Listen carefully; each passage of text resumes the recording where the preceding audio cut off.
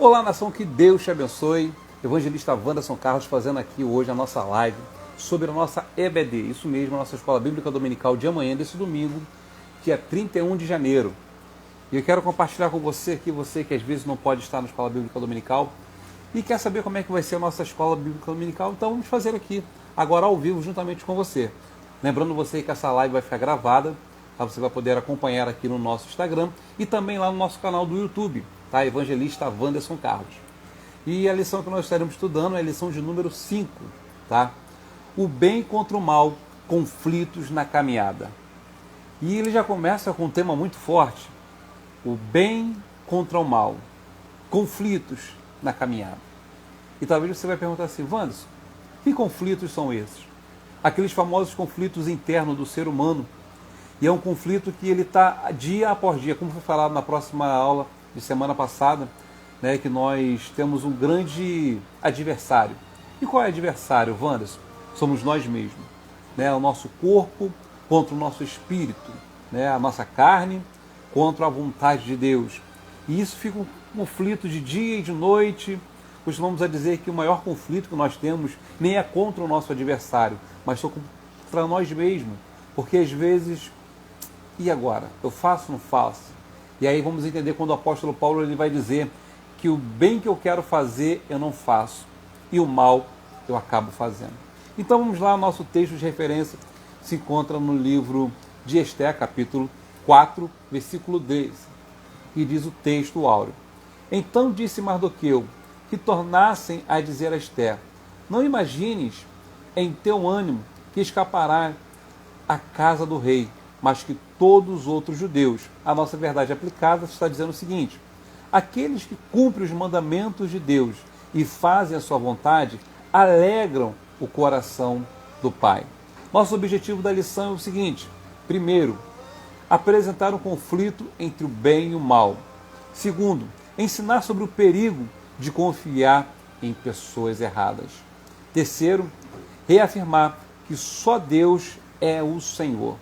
E realmente temos que ter essa convicção todo dia, que só Deus ele é o nosso Senhor e Ele é o teu Senhor. Ok? Você que já está acompanhando aí, pega nesse aviãozinho aí e já começa a mandar para os seus amigos, para os seus irmãos, para estar conosco aqui, nesta grande aula para aprender da Palavra de Deus.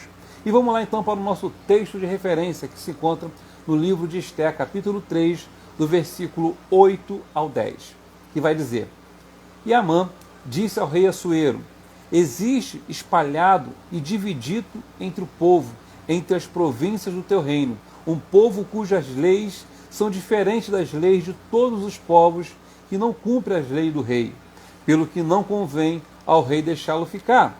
Se bem parecer ao rei, escreve-se que aos que matem o que se oporem nas mãos dos que fizerem, e da obra de 10.000 talentos de prata para que entrarem nos tesouros do rei. Então tirou o rei do seu anel da sua mão e deu a Amã, filho de Anameda, e o Agita, e adversário dos judeus. E disse o rei a Amã, essa prata é dada como também esse povo, para fazeres dele o bem e aparecer aos seus olhos. Então isso é o nosso texto de referência, falando sobre o que Amã disse ao rei Assuero, né, que ele já estava tramando contra a vida de Mardoqueu, e a gente vai entender qual é esse bem contra o mal dos conflitos da nossa caminhada. Então vamos lá.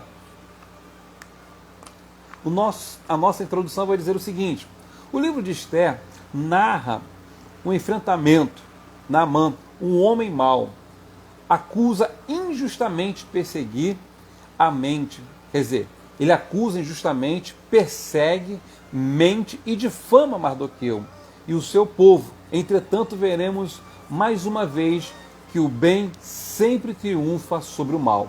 E aqui eu já quero começar a falar com você que com certeza, por maior que seja a luta, por maior que seja a dificuldade que você esteja enfrentando, saiba de uma coisa, que o bem realmente sempre vence o mal. Não importa o que estão falando de você, que estão caluniando, que estão dizendo sobre a sua vida, sobre o seu ministério, nunca vão poder impedir o agir de Deus sobre a sua vida.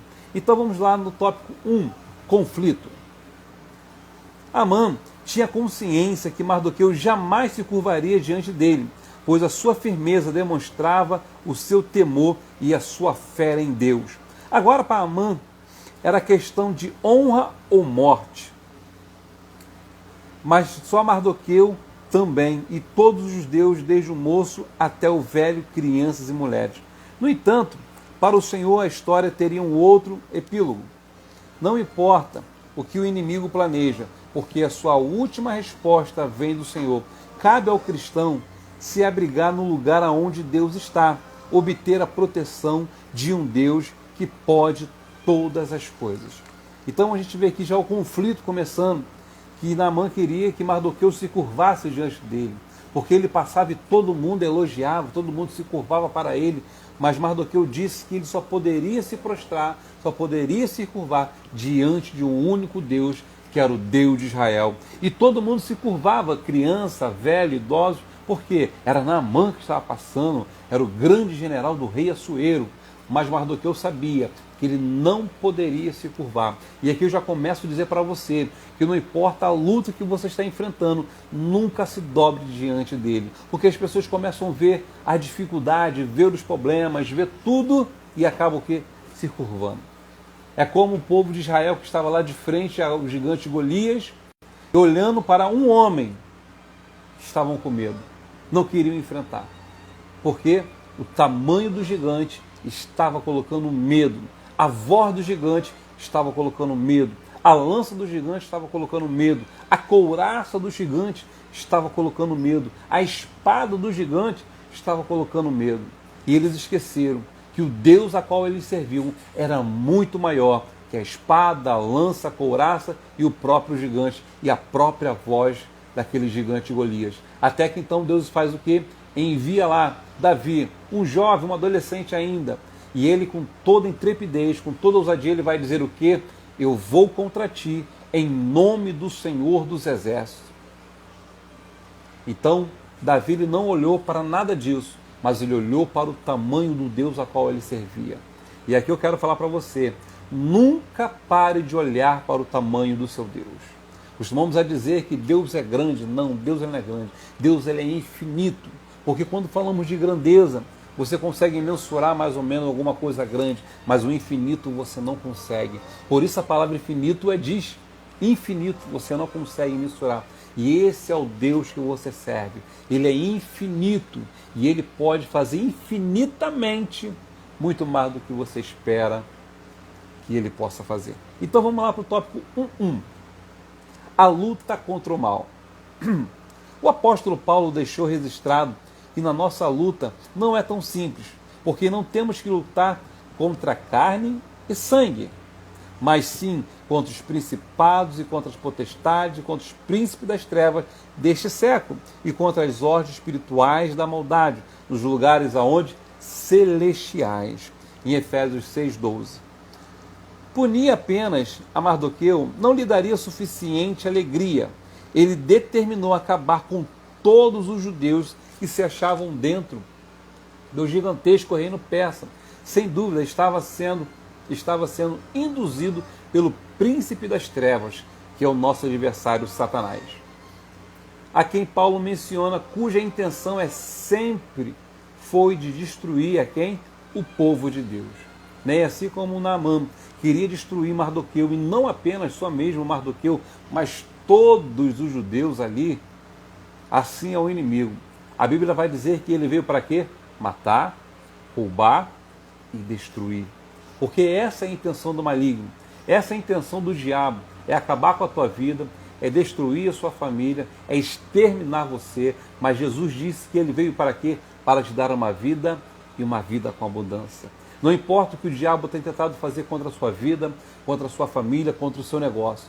Saiba que o sangue do Cordeiro, o sangue de Jesus Cristo, está hoje e neste momento sobre a sua vida, sobre a sua família e sobre os seus negócios. Não precisa ter medo, ainda que o inferno se levante, Deus ele está contigo. Isaías vai escrever para nós dizendo o seguinte, que por um caminho ele virá, mas por 7 ele fugirá. E diz que ainda que ele possa preparar ferramentas contra você, a ferramenta dele não prosperará contra a sua vida. Não importa o que tentam fazer contra a sua vida, não importa o que possam fazer com a sua família, o que tentam fazer com o teu ministério, o que tentam fazer com o seu trabalho. Deus, ele guarda, Deus, ele protege aquele que o busca. Se você está buscando ao Senhor e você está confiando nele, pode ter certeza que Deus vai abençoar e guardar a sua casa. Assim como está lá no Salmo 91, aquele que habita no esconderijo do Altíssimo, a sombra do Onipotente vai o quê? Vai descansar. Então você pode descansar. E porque praga alguma chegará à sua tenda. Então vamos lá agora para o tópico 1.2. O nosso amigo Paulo Gomes. Seu Paulo, seja bem-vindo. Vamos lá. Não devemos prostrar diante do opressor. Olha, já começa dando uma palavra aqui forte. Não devemos nos prostrar diante do opressor. O que é isso? Diante das suas dificuldades. Não se prostre diante das suas dificuldades. Que eu faço? Então, Wanderson, você busca Deus e confia que tudo vai dar certo. E vamos lá, ele vai dizer: e Naamã, usado pelo diabo, diz ao rei: existe espalhado e dividido entre os povos, em todas as províncias do teu reino, o povo cujas leis são diferentes das leis que todos os povos que não cumprem as leis do rei, pelo que não convém o rei deixá-lo ficar. Notamos aqui numa conversa mentirosa da parte de Naamã.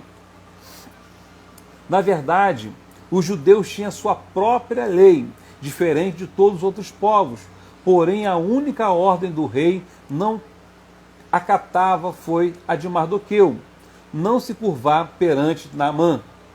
E ele se valeu do artifício da mentira e colocou na conta de todo o povo o fato de Mardoqueu não se curvar a ele, dando o quê? A entender que todo o povo judeu era um povo insurgente, ameaçador.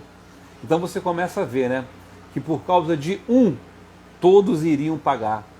E isso aqui é muito interessante porque eu começo a entender que não é porque o meu amigo ou minha amiga se curvou, ou o meu parente se curvou, porque fulano fez, que eu devo fazer também. Né? Isso se chama você ter seu próprio orgulho, significa você ter a sua própria consciência do que você está fazendo. Você não está fazendo porque fulano fez, porque fulano faz, mas é porque você sabe o que é certo e o que é errado. E que, no entanto, é a lição de hoje, né? O conflito entre o bem e o mal. É certo eu fazer? Não, então eu não vou fazer. É certo eu fazer? Não, então eu não vou fazer. Então é você que deve escolher, é você que deve saber se é certo ou se é errado. Por isso que quando nós estudamos na palavra de Deus, que Deus ele deixou o livre-arbítrio depois lá do Jardim do Éden, foi para justamente o homem ter a noção do que ele deve fazer. Ele deve servir a Deus ou deve servir ao seu adversário? Ele tem um livre-arbítrio. Muitos escolhem né, servir ao inimigo. Outros escolhem servir a Deus. E você, qual é a sua vontade? Escolher o inimigo ou a Deus? Né? Então você tem o livre-arbítrio para poder escolher. Vamos lá ao tópico 1.3. O perigo de confiar em pessoas erradas. Aqui já não precisava nem falar nada, porque muitas das vezes a gente coloca tanta confiança, né, dando tanto crédito a pessoas erradas. E infelizmente a gente, poxa, por que eu fiz isso? Aí eu vou entender que quando Jeremias fala, maldito o homem que confia no homem e faz dele o seu braço forte. Mas vamos descobrir o que acontece. A confiança de Assuero em Naamã era tal que ele não perguntou mais nada, porque o rei Assuero, ele confiava naquele soldado, naquele general que tinha com ele, né? Nada de errado, porque era o general dele, era o cara que tomava conta, que comandava tudo, então ele tinha confiança, mas ele não sabia que aquela pessoa era um traidor. Mas vamos descobrir o que acontece. Então não perguntou mais nada, simplesmente tirou o anel de sua mão e deu a Naamã, dizendo que ficasse com a prata e fizesse com o povo o que achasse mais cômodo. Em outras palavras, ele poderia fazer o que ele quisesse. Aí você vai perguntar, Wanda, o que tem a ver esse anel aí? Porque, por exemplo, quando nós temos a nossa aliança, né, você tem uma aliança, você que é casado, isso aqui significa o quê? Um compromisso. E naquela época, o anel era também um compromisso muito forte de quem assumia, de quem estava no poder. E quando ele tirava do seu dedo e dava para aquela pessoa, ele estava automaticamente dizendo que essa pessoa também tinha uma aliança com ele, tinha um voto com ele e tinha poderes como ele para poder fazer qualquer coisa. Então, o rei Assuero fez o quê? Deu esse poder para Naamã. Deu esse poder para ele poder fazer. E aí vamos lá, continuando aqui. Então Naamã se vestiu de arrogância, porque agora, né, ele tinha todo o poder, vamos colocar assim. E por ter recebido do rei o salvo-conduto para anunciar um decreto de aniquilamento, em outras palavras, destruir tudo, destruir todos os judeus. E antes de tal dado poder a Naamã, o rei deveria ter mandado averiguar os fatos. Devemos pedir a Deus que os nossos líderes não ajam por impulso, mas com prudência, para que, por suas atitudes, o nome do Senhor seja o quê? Glorificado. O que eu entendo com isso aqui é que muitas vezes nós vamos tomar atitudes por impulso, não vamos avaliar, não vamos ver, não vamos meditar, não vamos buscar a fundo e costumamos a fazer o quê? A moda Bangu.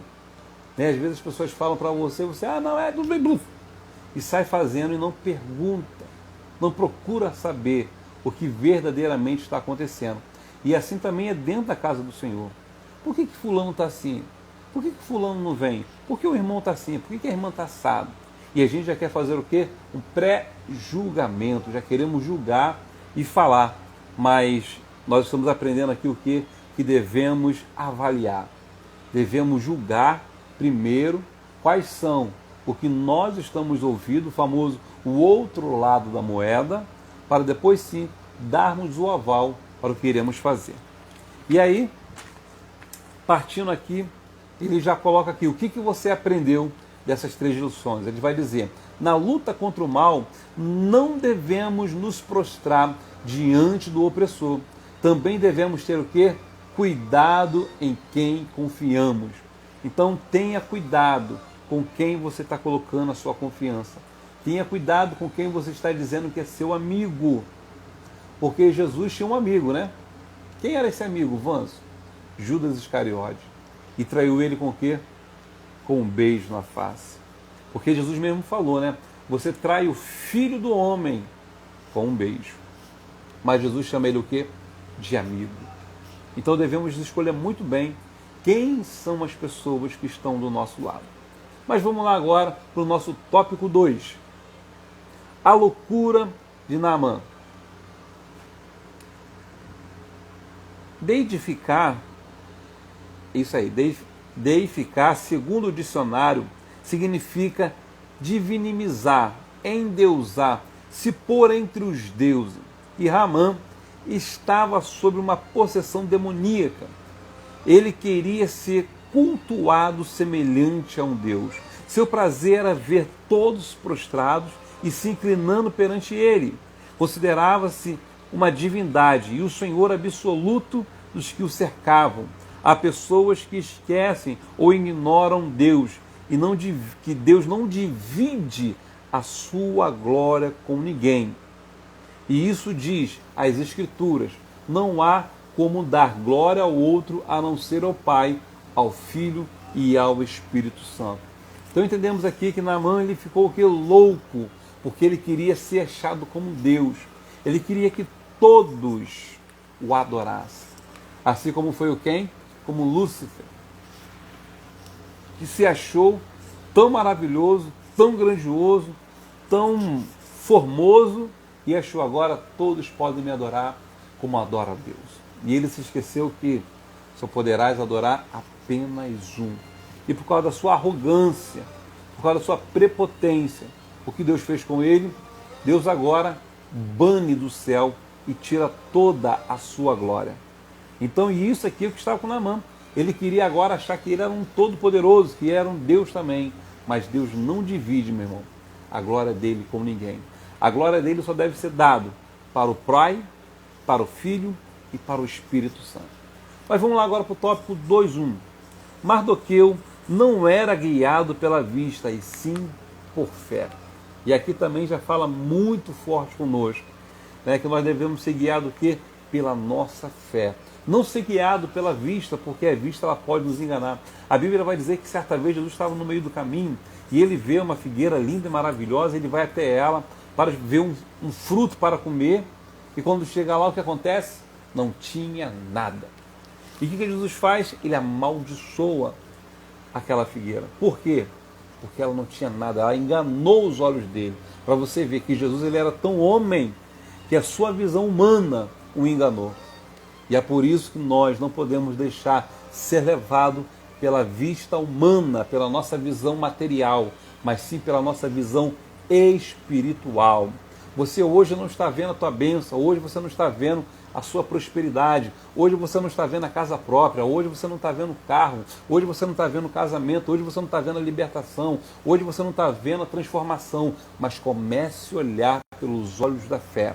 Comece a olhar espiritualmente e comece já a agradecer a Deus, já começa, como nós costumamos a dizer, traindo a lei da atração. O que é a lei da atração, Vanso? É você pensar, é você imaginar e você já glorificar a Deus e já agradecer por aquilo que ainda não chegou. Porque você sabe que Deus, ele não é um homem para que minta e nem tampouco é filho do homem para que se arrependa. E vamos lá. Então o que vai dizer essa palavra aqui? Mardoqueu tinha aprendido que Deus ouve as nossas orações. Ó. Se a chegarmos diante dele com fé. A sua história nos ensina que temos que crer em Deus insistentemente e confiar na sua palavra. Devemos ser fiéis e reconhecer os feitos do Senhor por nós. Ele passou por situações nas quais precisou se manter firme, sem abdicar da fé, mesmo quando parecia que havia sido nocauteado pelo inimigo. Mesmo na adversidade, Mardoqueu honrou ao Senhor. Então a gente vê aqui que Mardoqueu ele não fez o quê? Ele não olhou para a situação, ele não olhou para a dificuldade, mas ele olhou pela fé. E a Bíblia vai dizer que tudo isso aqui Jesus passou. Jesus passou pela cruz, passou pelo chicote, passou pela humilhação, passou por ter colocado aquela coroa de espinho nele, sobre os cravos nas suas mãos, mas ele, como ovelha muda, diz o profeta Isaías, que ele foi levado ao matadouro, e por suas pisaduras, hoje, eu e você somos sarados de toda e qualquer enfermidade, seja ela espiritual e seja ela material. Amém? Vamos lá agora para o tópico 2.2. A verdadeira paz só encontramos em Jesus. Palavra gloriosa. Deseja ter paz? Sim. Creia em Jesus Cristo. Ele vai te dar a melhor paz do mundo. Então vamos lá. Um homem perverso como Naamã não pôde contemplar coisas boas, pois em seu coração só há maldade e engano. E realmente acontece isso em muitas pessoas, né? Só existe maldade e engano, as pessoas hoje não conseguem mais. É amar o próximo, né? Que é um dos maiores mandamentos hoje. Amar a Deus sobre todas as coisas. As cartas enviadas pelos mensageiros às províncias do reino da Pérsia mandavam matar todos os judeus, moços, velhos, crianças e mulheres, em um mesmo dia. Então você vê que ele manda uma carta para aniquilar, dizimar todos em um único dia.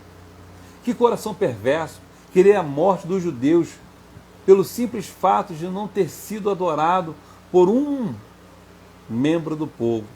Amã poderia ter tudo, só não tinha o mais importante, a paz. Os ímpios não têm paz, enquanto o justo desfruta de plena paz por amar a palavra de Deus. Só em Jesus podemos encontrar a verdadeira paz, pois ele é o quê? É o príncipe da paz. Isaías capítulo 9, versículo 6. Então você vê, por ter um coração perverso, um coração de maldade, é porque ele não tinha paz. E as pessoas que não têm paz no seu coração, ela vive assim. Porque a Bíblia também vai dizer que o que a boca fala é o que o seu coração está cheio. Se o seu coração hoje está cheio de maldade, infelizmente você só vai falar palavras negativas palavras má, mas se seu coração está cheio de fé, de ousadia, de coragem, de saber que tudo é possível, querido, pode ter certeza, coisas grandes, prepare que vão acontecer na sua vida. Vamos lá, 2, 3. Sem Deus, o poder conquistado é inútil. Forte pra caramba. Para Amã, não bastava ter sido nomeado por Assuero para ocupar o cargo de primeiro-ministro, o cargo que ele recebeu. Ele queria que todos se curvassem diante dele em sinal de referência e de submissão. Como consta o livro de Provérbios, a soberba precede a ruína e a altivez de espírito precede o quê? A queda. Provérbios 16, 18. Amã se sentia merecedor de maiores poderes já oferecidos pelo soberano. O seu grau de ambição indicava que ele era um narcisista clássico. Quando a ambição se excede, ela é transformada em quê? Em arrogância. E a sua propensão é a questão de tempo. O orgulho é uma coisa horrível, pois os que cultivam esse sentimento pensam estar acima de tudo e acima de todos. Porém, as Escrituras Sagradas revelam que Deus exalta e faz o quê? Ele abate. E que o salário do pecado é o quê? É a morte. Então você vai ver que o poder sem Deus já não adianta. O que adianta você ter tanto poder e você não ter Deus? O que adianta você ter tanto dinheiro se você não tem paz? O que adianta você ter tanta coisa e você não ter o melhor? Deus na sua vida. Deus na sua família. O que adianta? Nada. Então vamos lá. Deixa eu melhorar aqui, calma aí. Vai ficar melhor. Vamos lá. O que você aprendeu aqui na nossa lição? Há pessoas que se esquecem ou ignoram que Deus não divide a sua glória com ninguém. E realmente isso é algo que nós devemos guardar todo dia. Deus não divide a sua glória com ninguém. Nunca se esqueça disso. Vamos lá, agora vamos para o nosso tópico 3. Uma presença que nos guia. Quando somos resgatados por Deus, nos tornamos seus filhos e herdeiros de quê? De suas promessas. Então, meu irmão, já glorifica a Deus aí, porque você é filho e herdeiro de Deus das suas promessas. Muitos discípulos do Senhor, por acreditarem nessa certeza, se mantiveram o quê? Fiéis, aceitando a própria morte. Precisamos analisar o tempo todo como estamos vivendo como templo do Espírito Santo, para que não vivamos de forma irreverente. O rei Davi descobriu que a presença de Deus é constante em nossa vida. Quando acordo, ainda estou com quem? Contigo. Salmo 139, versículo 18. Então é a presença de Deus que faz você ser guiado todos os dias. É a presença de Deus que faz com que você assista agora esse vídeo. É a presença de Deus que faz com que você agora entenda um pouco mais da palavra dele. É o Espírito Santo de Deus que faz com que você levante todos os dias, que vai trabalhar, que esteja na casa dele, que busque a ele, que principalmente acredite nele. E que você hoje é templo, você é morada, você é igreja do Senhor Jesus Cristo. A igreja não é só o quadrado, o templo feito pela mão do homem lá, né? Como é que podemos dizer? A alvenaria, mas você é o verdadeiro templo de Deus. É por isso que Jesus, quando estava lá na sinagoga, disse que derribarei esse templo e em 3 dias edificarei. E os homens disseram, como tu pode? Que se levaram mais de 46 anos para erguer esse templo e em 3 dias você vai erguê-lo. Porque Jesus não estava falando do templo material, da alvenaria, mas o templo do corpo, da alma e do espírito. Vamos lá. 3:1. Não devemos nos acomodar de maneira alguma. Mardoqueu sabia que tamanho ódio de Naamã por todos os judeus, por isso ele mandou o eunuco do rei dizer a Ester: não imagines em teu ânimo que escaparás da casa do rei, mas que todos os outros judeus. Mardoqueu ainda a faz saber: quem sabe se parar tal tempo como este chegaste a este reino. Então ele está fazendo uma pergunta: e agora? Como poderemos parar isso? Como vamos parar essa situação? Aí vai entrar. Com isso, Mardoqueu queria dizer: Deus te colocou aí não apenas para ser a esposa do rei, mas para te incumbiu de uma missão. Então não se exima. Em outras palavras, não se afaste, não diga que você não tem nada a ver com isso. Não tire o seu corpo fora. Você faz parte do plano de Deus para salvar o seu povo da morte.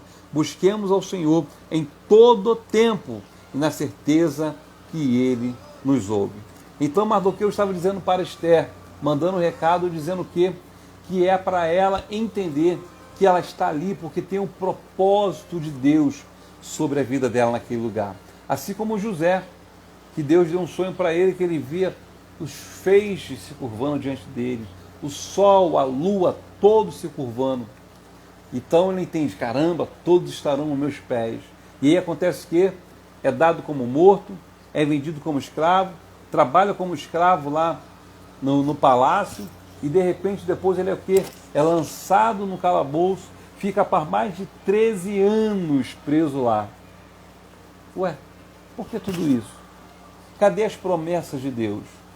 Mas aí, passando tudo isso, Deus permite que Faraó tenha um sonho e ninguém consegue descobrir.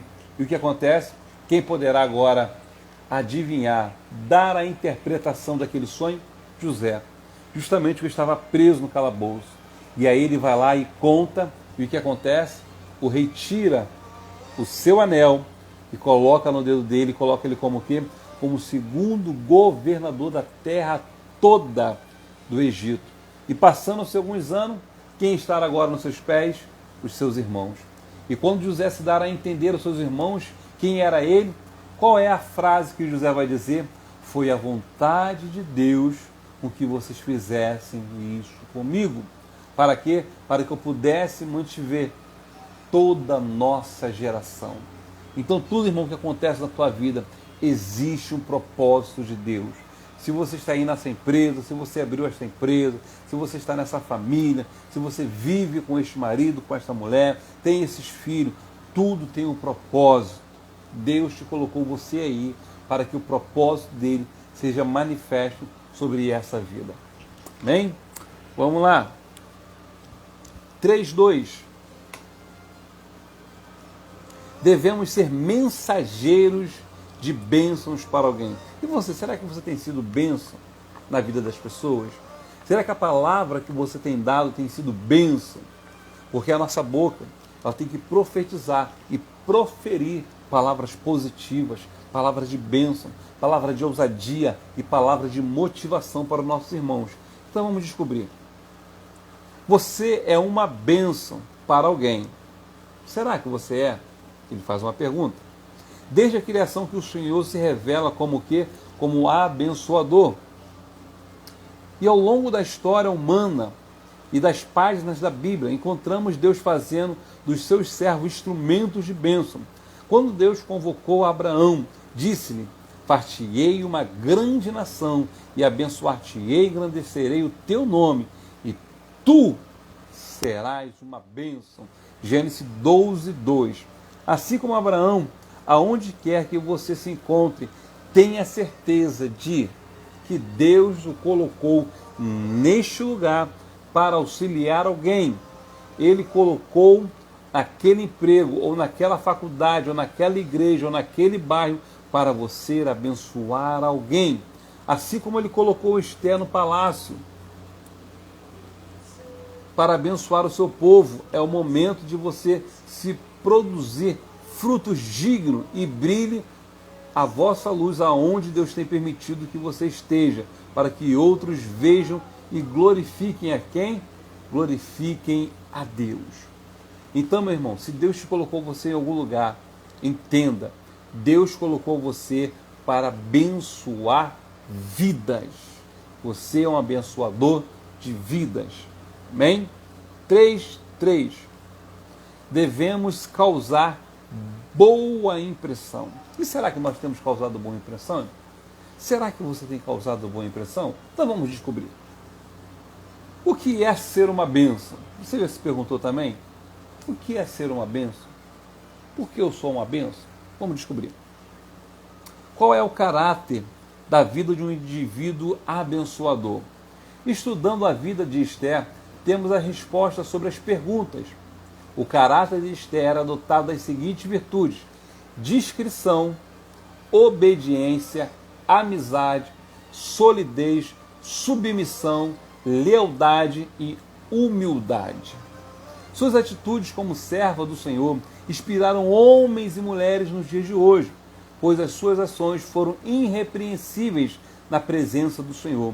Olhe para suas atitudes e reflita se têm sido agradáveis ao ponto de causar boa impressão às pessoas que a cercam ou têm servido de escândalo para muitos.